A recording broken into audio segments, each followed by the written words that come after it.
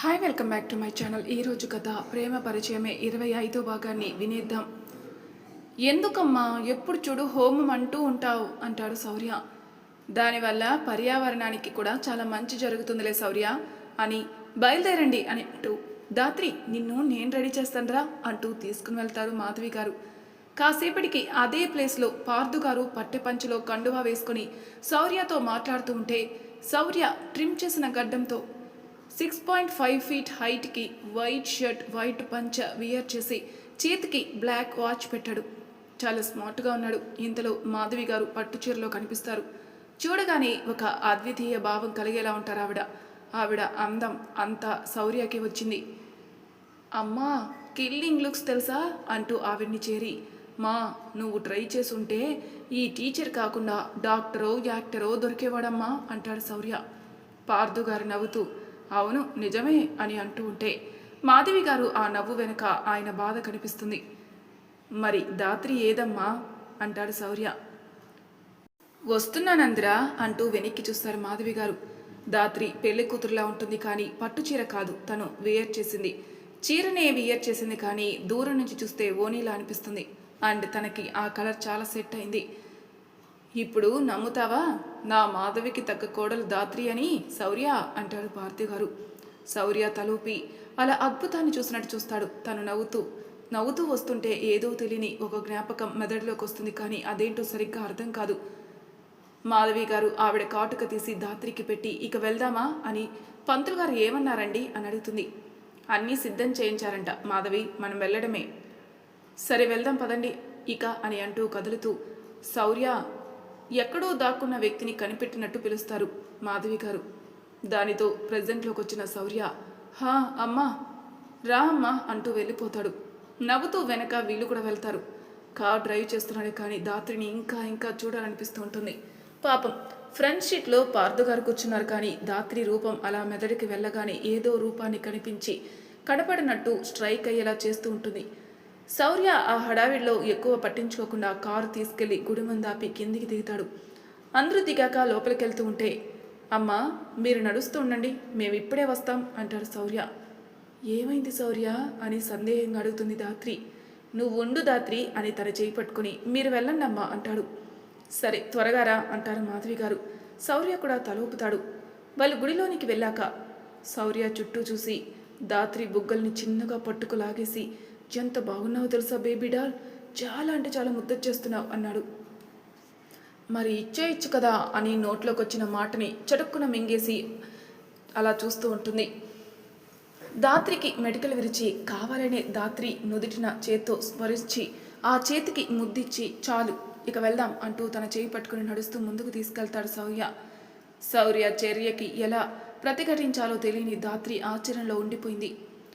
హోమం దగ్గరికి వస్తుండగా అక్కడే కూర్చునున్న ఒక సాధువు మాయ నవ్వుతూ కనులు తెరిచి చూస్తాడు. శౌర్య దాత్రిలను చూసి ఒకరు కుసుమం ఒకరు ఖడ్గం, వాటితో ఆట, సమస్త జగత్కి ఒక కొత్త అధ్యాయమా, నీ నీడలు నీకే ఎవరు ఎరుక శివయ్య అనుకుని కనులు మూస్తాడు. హోమం దగ్గర దాత్రి శౌర్య మాధవి గారు పార్థు గారు కూర్చుంటారు. అప్పటికే దాత్రి శౌర్య ఇచ్చిన షాక్ నుంచి కాస్త కుదుటపడి కూర్చుంటుందా. ఆ హోమం మొదలుపెట్టిన తర్వాత నుంచి ఆ హోమాగ్నిని చూస్తున్న ప్రతిసారి తనకి ఏదో గుర్తు వస్తున్నట్టు తల పట్టేస్తున్నట్టు అనిపిస్తుంది. ఎలాగో ఓపికగా మైండ్ని డైవర్ట్ చేస్తూ దిగ్విజయంగా పూర్తి చేయిస్తారు. లాస్ట్లో ఆ హోమం ఒక్కసారిగా బగ్గుమంటుంది. దాత్రికి తెలియని భయంతో శౌర్యాన్ని పట్టుకుంటుంది. ఏం కాలేదు అని తన చేతిని చిన్నగా ప్రెస్ చేసి చెప్తాడు శౌర్య. అదంతా అయ్యాక పార్థు గారు శౌర్య దాత్రి ఒకచోట కూర్చునుండగా ఆ సాధువు వీళ్ళ వైపే చూస్తూ కనిపిస్తాడు. మాధవి గారు పంతులు గారితో మాట్లాడి వీళ్ళ దగ్గరికి వెళ్తూ ఉండడం చూసిన సాధువు ఓ చిరునవ్వుతో చూస్తూ ఉంటే దాత్రి ఇప్పుడే వస్తాను అని లేచి దూరాన ఉన్న గంటని కొట్టడం కోసం చిన్న ఎగ్జైట్మెంట్తో వెళ్తూ చూడకుండా పొరపాటున ఆ సాధువు కాలికి దాత్రి కాలు తగులుతుంది. అది చూసిన మాధవి గారు దాత్రి అని పిలుస్తారు. కాదు అరుస్తారు. అత్తమ్మ అంటుంది. మన్నించండి స్వామి, తను చూసుకోలేదు అంటుంది మాధవి. ఆ సాధువు చిరునవ్వు నవ్వుతూ నా అదృష్టం తల్లి అంటారు. ఆ మాటలకి దాత్రి ఏదో సోది అనుకొని వెళ్ళిపోతుంది. శౌర్య పార్థు గారు ఆ మాటలకి లేచి నించుంటారు. ఆ సాధువు సంభో అంటూ ఆ హరుని నామం జపించి మీ అదృష్టమమ్మ వీళ్ళు అంటూ శౌర్య దాత్రిని చూపిస్తాడు. మాయం, అంతా మాయం, అల్లుకున్నదంతా మాయే. మాయా అనుకునే లోపే మర్మం. తెలియని పరిచయంని ప్రాణంగా నిలుపుకొని ప్రాణాలు వదిలి కూడా విడలేక వదలలేక తపించి తలపుల్లో అమ్మని నిలుపుకొని సాధించుకున్న జన్మ. ఈ జన్మలో ఆయన పరిపూర్ణత చెందాలని ఏర్పడిన బంధం అనేసి ఆయన చెయ్యిని శౌర్య వైపు చూపిస్తూ, ఎన్ని చిక్కుముడులు పడిన బంధాన్ని వదలకు, నీ మనసుని మాత్రమే నమ్ము. ఒక్కసారి వదిలావా దొరకదు, అందదు కూడా. కోరి వచ్చిన వరంని కాలదన్నుకున్నట్టే వదలకు, నీ జీవితపు అర్థాన్ని త్వరగా తెలుసుకో అంటారు. అప్పుడే దాత్రి గంట కొట్టి నవ్వుతూ తిరిగొస్తుంది. మాధవి గారికి పార్థు గారికి ఏమీ అర్థం కాదు. శౌర్య అలా ఆలోచనలో ఉండగా దాత్రి వచ్చి వెళ్దామా అత్తమ్మ అని వెళ్తూ ఉండడంతో ఆ మాటల దగ్గరే ఆగిపోయిన అందరూ కదులుతారు. కాస్త దూరం వచ్చాక శౌర్యకి మాయం అనే పదం గుర్తుకు రాగానే నిన్న నైట్ తన గాయం మాయం అవటం గుర్తుకొచ్చి దాని వెనక కారణం, తనకి దాత్రి ఉన్నప్పుడు కల రావడం, దాని గురించి ఏమైనా తెలుస్తుందేమో ఆయన అడిగితే అనిపించి, అమ్మ మీరు దాత్రిని తీసుకుని వెళ్ళండి, ఇప్పుడే వస్తాను అంటాడు. ఎక్కడికి శౌర్య అంటుంది దాత్రి. మీరు పదండి అని పంపేసి ఆ సాధువు కోసం వెనక్కి వస్తాడు శౌర్య. శంభో హరహర అనే గానం ప్రతిధ్వనిస్తూ ఉండడంతో వెనక్కి వచ్చిన శౌర్య అది సాధువు గొంతే అని గమనించి అటువైపుగా వెళ్తాడు. కానీ ఇంకాస్త దూరంలో శంభో హరహర అని వినిపిస్తూ ఉంటుంది. సో ఇంకా ముందుకెళ్తాడు. శౌర్య అలా వెళ్లే కొద్దీ ఆ నామం దూరంగా వినిపిస్తున్నట్టే ఉంటుంది. తెలియకుండానే శౌర్య గుడి ఆవరణం చుట్టూ తిరిగి వస్తాడు. గుడిలో ఉన్న పంతులు గారు, ఏమిటి స్వామి అలా నవ్వుతున్నారు అని అంటారు. అప్పుడే అది విన్న శౌర్య అటు చూస్తాడు. ఆ సాధువు శౌర్య వైపు చేయి చూపించడంతో పంతులు గారు అటు చూస్తారు. శౌర్య ఆయన అక్కడే ఉండడం చూసి కాస్త ఆశ్చర్యపోయినా తేరుకొని ఆయన దగ్గరికి వెళ్తాడు. ఆ సాధువు శౌర్యాన్ని చూసి, వెంట ఉన్నదాన్ని పట్టించుకోక చుట్టూ వెతికితే కనిపిస్తుందా ఏంటి? చంకలో పిల్లిని పెట్టుకొని ఊరంతా వెతికినట్టు నన్నిక్కడ పెట్టుకొని అంత వెతుకుతావేంటయ్యా శివయ్య అంటారు. ఆ మాటలకి శౌర్య, నా పేరు శివయ్య కాదు స్వామి, శౌర్య అంటాడు. ఆ సాధువు, ఓహో శంభో హరహర, ఈ లోకంలో నాది నీది అంటూ ఏముందయ్యా, అంతా శివయ్యదే, ఆ పేరైనా అంతే అంటారు. శౌర్య కూడా అవును కదా అనుకుంటాడు మనసులో. ఆ సాధువు, చిక్కు విప్పుకోలేక చుట్టూ ఉన్న మాయని ఛేదించలేననుకుని వచ్చావా, లేక మాయని ఎలా ఛేదించాలని వచ్చావా అంటారు ఆ సాధువు. నాకు అర్థం కాని చిత్రానికి, అంటే కళ గాయం మాయం అవటం అర్థం చేసుకోవడానికి వచ్చాను స్వామి అంటాడు శౌర్య. అయితే అది మాయ కాదంటావా శివయ్య అంటారు ఆ సాధు. మాయో మంత్రమో నాకు తెలియదు, కానీ ప్రతి విషయం వెనుక ఒక మర్మం ఉంటుందని నేను నమ్ముతాను అంటాడు శౌర్య. ఆ సాధువు నవ్వి, శంభో హరహర, నిజమే అంటూ లేచి కనిపించిన ప్రతి దాన్ని పరికించి పరీక్షించు, అప్పుడు దాని అర్థం అరక్షణంలో నీ ముందుంటుంది, అంతే తప్ప మీరు అర్థం చెప్పరన్నమాట అంటాడు శౌర్య. నువ్వే అన్నావు కదా ప్రతి విషయం వెనక ఒక మర్మం ఉంటుందని, మరి నేను ఇలా అనటం వెనక ఏ మర్మం లేదంటావా శివయ్య అంటాడు ఆ సాధు. శౌర్యకి అర్థం కాలేదు ఆ మర్మం ఏంటో. సమయం సందర్భం అవి వచ్చిన నాడు నీ గమ్యం నీకు నిర్దేశించబడుతుంది అంటారు ఆ సాధు. శౌర్య నిరాశగా చూస్తుంటే, సాధు నిరాశకి తావివ్వకు, నువ్వు ఆనందంగా ఉంటావు, ఉండాలి, అది అమ్మ ఆజ్ఞ, అనుజ్ఞ కూడా, వెళ్ళిక వెళ్ళు, సంతోషంగా ఉండు అంటారు. శౌర్యకి ఏమీ అర్థం కాక వెనుతిరిగి వెళ్ళిపోతాడు. గుడి బయట దాత్రి మాధవి గారు పార్థు గారు కారులో ఉంటారు.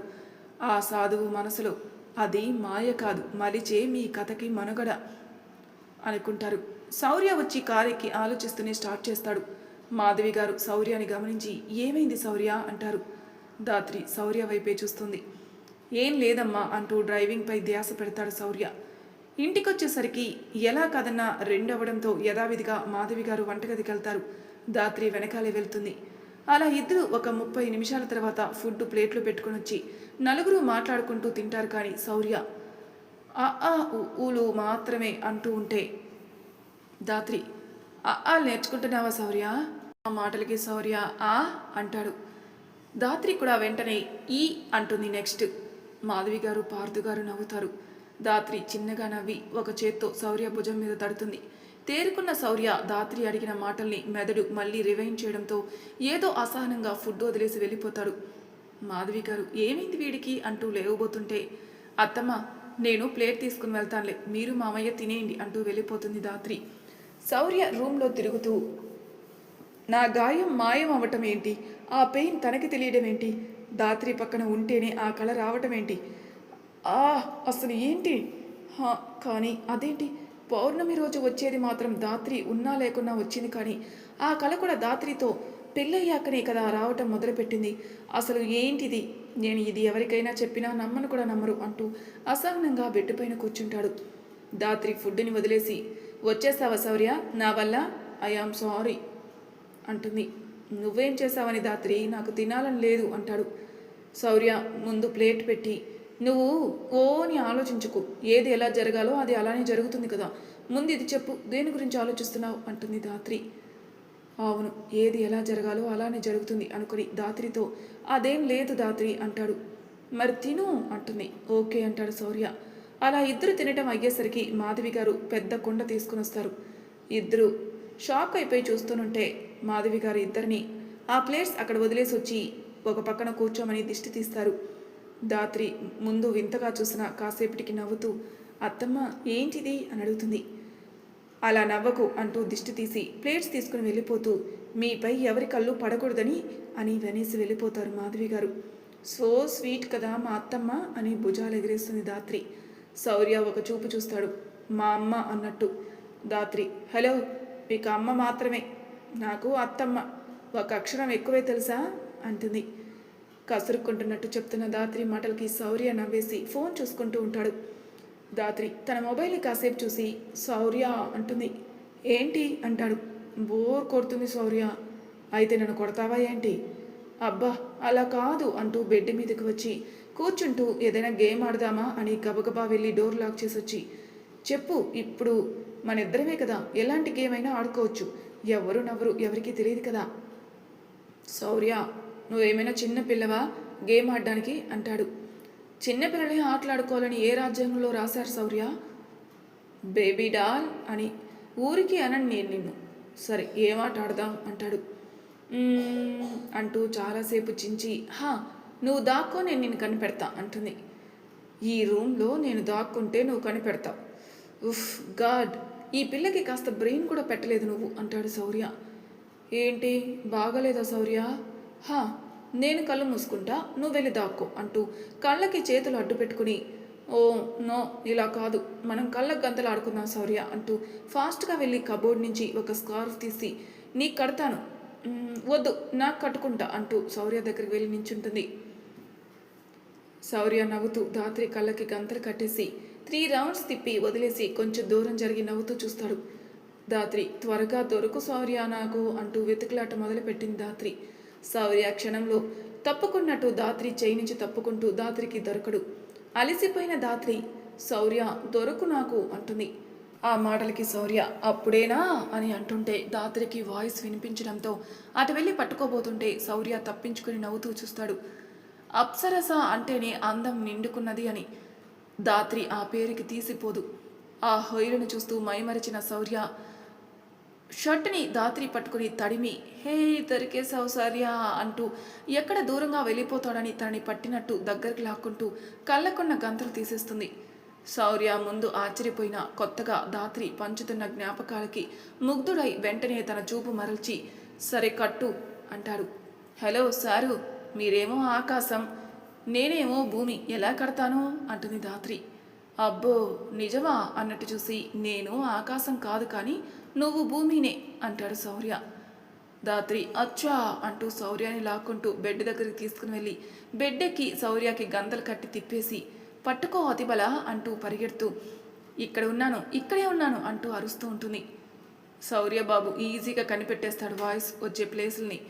దాత్రి అంతే ఈజీగా తప్పించుకుంటూ ఉంటుంది. ఓడిపోతావు అతిబల, నన్ను పట్టుకోలేవు నువ్వు అంటుంది దాత్రి. శౌర్య నవ్వుతూ నిజమా అంటూ దాత్రి ఉన్న వైపుకి వస్తాడు. దాత్రి హాహా దొరకనుగా అంటూ తప్పించుకోబోయి పక్కకు వెళ్ళబోతూ చీర కుచ్చిళ్ళు అడ్డుపడి ఎదురుగా ఉన్న శౌర్య మీదకి పడిపోతుంది. శౌర్య వెళ్ళి బెడ్డుపై పడగా దాత్రి వెళ్ళి శౌర్య మీద పడుతుంది. అదే ఫోర్స్లో శౌర్య నుదుటిపై తన పెదవులతో ముద్దాడుతుంది.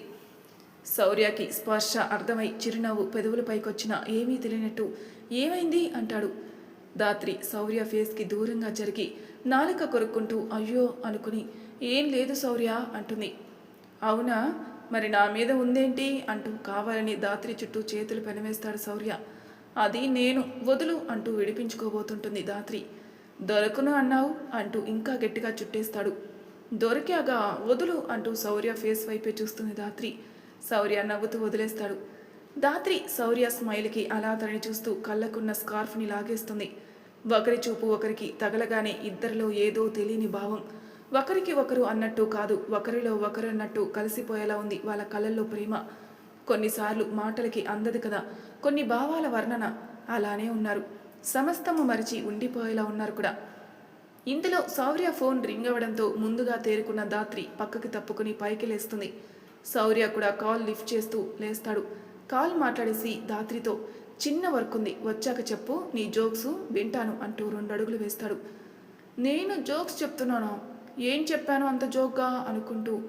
ఏమన్నావు శౌర్య అంటూనే శౌర్యకి అడ్డుగా వచ్చి నిలబడి నేను మాట్లాడితే జోక్ లాగుందా అంటుంది. శౌర్య కొత్తగా అడుగుతున్నావేంటి దాత్రి అంటాడు. శౌర్య నువ్వు చాలా ఇన్సల్ట్ చేస్తున్నావు అంది దాత్రి. అవునా, టాటా సాల్ట్లా వాడుకో అయితే అంటూ దాత్రికి పక్కగా ఇంకొక అడుగు వేయబోతుంటే దాత్రి ఇంకా ఫాస్ట్గా శౌర్యాన్ని అడ్డుకోబోయి మళ్ళీ చీర కుచ్చుల్లో తగలడంతో దాత్రి ఇంకాస్త పక్కకు పడుతుంది. గోడ తగులుబోతుంది అనగా శౌర్య పట్టుకుని లాక్కుని ఇవే ఇలా చేసే చీరతో పాటలు దాత్రి ఆటలు అనే ఆట ఆడుకో అని నవ్వుతూ కళ్ళెత్తి దాత్రి వైపే చూస్తాడు. దాత్రి ఏదో మైకంతో అంత దగ్గరగా ఉన్న శౌర్య మెడ చుట్టూ చేతులు వేస్తుంది. అంతేకాదు దాత్రి కళ్ళలో ఏదో కొత్తదనం. శౌర్య ఆగిపోయి చూస్తూ ఉంటాడు.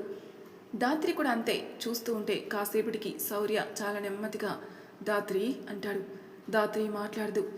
శౌర్య దాత్రి అంటూ కదుపుతాడు. దాత్రి తేరుకొని తన చేతులు శౌర్య మెడ చుట్టూ ఉండడం చూసి అలాగే చాలా దగ్గరగా శౌర్య ఉండడంతో వెంటనే తీసేసి వెనక్కి జరిగి నాకేం తెలీదు శౌర్య అంటుంది. తెలియకుండానే చెయ్యి వేస్తారా అన్న సందేహంతో చూస్తాడు శౌర్య. ఆ చూపులకి దాత్రి కళ్ళ వెంట నీళ్లు. నిజంగా తనకేమీ తెలీదు అలా ఎందుకు శౌర్యాన్ని చుట్టేసింది అనేది. ఇప్పుడు ఏమైంది అంటూ కన్నీళ్లు తుడిచి మేడం నేను మీ సహచరుణ్ణి, నన్ను స్వాగతించాలి ఏదో ఒకరోజు, ఇలా కన్నీరు పెడితే ఎలా అంటాడు శౌర్య. శౌర్య మాటలు పట్టించుకోకుండా దాత్రిని మెడ చుట్టూ చేతులు నేను కావాలని వేయలేదు శౌర్య అంటుంది. ఇట్స్ ఓకే బేబీ డాల్ అంటూ తను దాత్రి మెడ చుట్టూ చేతులు వేసి ఇప్పుడు సెట్ అయిపోయిందిగా, నువ్వు వేశావు నేను వేశాను, నీ బాసులో చెల్లికి చెల్ అంటాడు. దాత్రి హా అవును అనుకో అని అమాయకంగా తలూపుతుంది. దాత్రి తల అలా ఊపడంతో శౌర్య పెదవులపైకి చిన్న నవ్వు వస్తుంది. అంతేకాదు దాత్రి అంత చనువుగా ఉండడంతో మనసు బుద్ధి ఇంకో అడుగు ముందుకు వేయమనడంతో రెండిటినీ వారించి దాత్రి కళ్ళ వైపే చూస్తూ నిగూఢంగా దాచిన ఎన్నో నిధులని పరిచయం చేసే నిషీది రేయి మన ప్రమాణాలకి బంధానికి ఓ అర్థాన్ని ఇస్తుంది. ఆ సమయం ఈరోజే ఆసన్నం అవుతుందేమో అనిపిస్తుంది అంటూ కొద్దిగా దగ్గరికి జరిగి కన్ను కొడతాడు. ఏదైనా ఇంపార్టెంట్ వర్క్ ఉందా, ఈ రోజే చెయ్యాలా, వెళ్తావా ఇప్పుడు, వెళ్ళు, అంతే తప్ప ఇలా అర్థం కానట్టు చెప్పకు అంటుంది దాత్రి. వెళ్ళేవాడిని ఇలా కట్టడి చేసి వెళ్ళు అంట అని నిట్టూర్చి విడిచి సరే నేను వచ్చేసరికి నైట్ లేట్ అవ్వచ్చు, నువ్వు వెయిట్ చేయకు బేబీ డాల్ అంటాడు. సరే అంటుంది దాత్రి. శౌర్య కూడా ఓకే అని దాత్రి మెడ చుట్టూ వేసిన చేతులు తీయబోతూ ఆగి ఈరోజు అంటూ శౌర్య చూపుని గమనించిన దాత్రి హా ఈరోజు అంటాడు. ఈరోజు ఏంటి చెప్పు శౌర్య అంటుంది. ఈరోజు నువ్వు చాలా అంటూ చెప్తున్న శౌర్య మాటలకి అడ్డుగా దాత్రి చాలా ముద్దుగా ఉన్నాను అంతేనా, మార్నింగ్ చెప్పావు కదా అంటుంది. అది కాదు అంటాడు.